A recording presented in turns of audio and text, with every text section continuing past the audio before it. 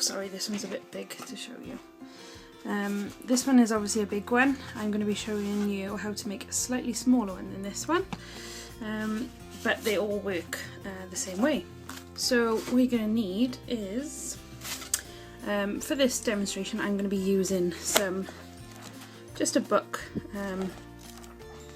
The reason I choose to use a book is because I think it adds that sort of vintage feel, and it is also very cheap. You can pick these up at charity shops, things like that, for a few pence, and you've got, like this book for instance has got sort of 366 pages, so there's a lot in them, so you can make lots of flowers. The other thing is a pair of scissors, doesn't matter what size scissors, some glue. I'm going to be using all-purpose glue and fix. However, you can use standard PVA, and that's about it. So let's put those aside. What we're going to do, so you're just going to take any book and you're going to tear out, try and tear them carefully so you don't rip too much of the edge. You're going to tear out 6 sheets. Oh, I did tear an edge there, but that, oh well, doesn't matter, we'll sort that out later. 3, 4, 5, last one, 6. Right, so I'm going to put the book aside. Okay, so what you're going to do, you're going to take your sheet of paper. If you have ripped a corner like me, you're just going to leave that corner to one side. Then you're going to take the bottom hand corner, doesn't matter whether you do right or left, and you're going to fold it up so that it meets this edge and it's all flush. So move it up, you'll see when it becomes flush, because this end will come into a very sharp point, and then you're going to make a crease all the way along. There we go. Then what you're going to do is take your scissors and you're going to cut along your, whoops, so that you end up with a triangle. It doesn't have to be amazingly neat, like that. And you put that one aside. Then you end up with this. So what you're going to do is take your left corner point and you're going to take that and make it meet the top. So straight up to the top. It should be flush along here, and it creates a straight line down the centre, and make a fold. Then you take your right corner and you're going to do the same, straight up to the top.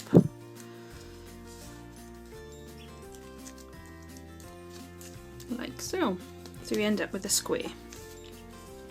Once you've got your square, you take one fold and you're going to fold so that this edge is flush with this edge here. So helps if you put your thumb in and just bend it around your thumb, like so. See that? See that? That's met there. And you're just going to crease. And do the same on the other side. This side is going to meet this side and fold. So you end up with this. So then what you're going to do is create a pocket. In this bit here, you can open it up. You're going to separate. See that? I'm just going to poke your finger in it, open it out, and then you'll see there's a crease there. You're going to push down on the spine of that crease. See how it goes flat? You'll do this on its own. All you have to do is just follow it, push it down, and then make a crease each side. You're going to do that for the next one. We're going to open it up, separate, pop your finger in there just to open it all up, then push down on the spine. There. Fold. There we go. Then with these bits here, you're just going to fold it down onto itself so that it becomes flush with the rest, like so. You can do this on the table, I'm just lifting it up to show you, and this side too.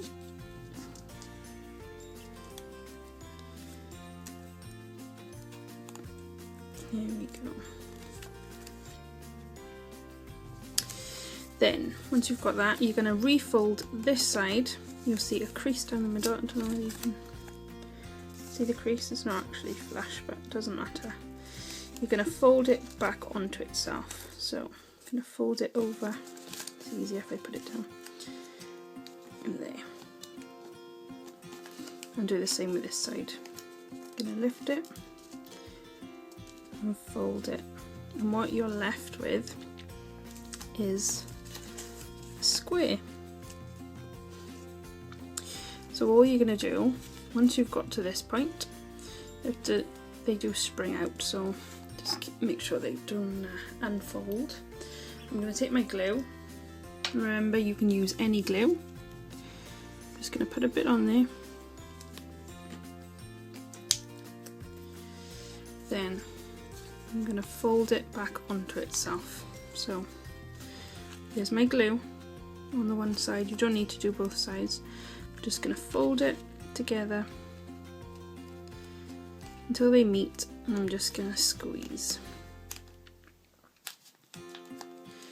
Remember to only put pressure on this side. You don't want to put pressure on this side because that's the rounded part of your petal. So we don't want to crease down this side, we want to keep it nice and rounded. If your glue isn't drying very quick and you want to go on to make other petals, then you can just get a peg and you can just peg it on this side to hold in place while you're making the next petal. So once you've done that, I've made some here so that I don't have to bore you with doing them all. So here are the ones I made earlier. So they should all look like this once they're done. And all you're going to do once you've got them all is take your glue, take one and run some glue down the one side, and then stick one next to it like that. You can squeeze, but remember, don't squeeze this side. So then I'm going to go again, putting another one there.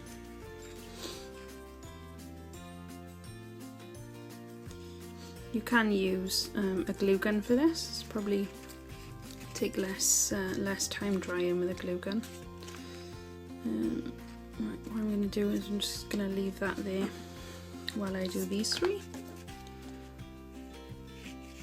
You can do this flower with 5 petals or 6 petals. It depends what look you want.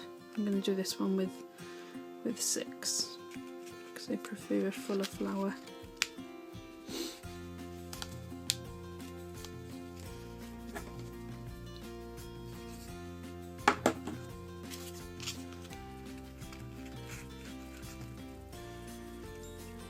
Stick them all together. Obviously, for the purposes of this video, I'm rushing slightly. You'll have a bit more time than me to do it. I'm going to put some on each side. And then I'm going to stick these 3 that we made earlier. I'm going to stick on to that one there. Right. If it's drying, you may want to leave this part open, only because there's going to create a bit of tension between the petals. So if you pull it now, it's likely to come unstuck in certain places. So let that dry. I know I put some glue on there,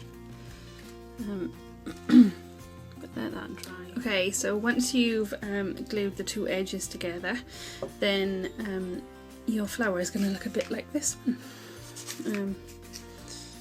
which is quite pretty. You can finish them off with either a little button in the middle, like this one. This one's quite a big one. This one, by the way, is made out of A4 paper. And this one is from the book. You can put a nice little button. We've got buttons you could buy like this. This one looks, there's a double button on there. But anyway, that's how to make a paper flower.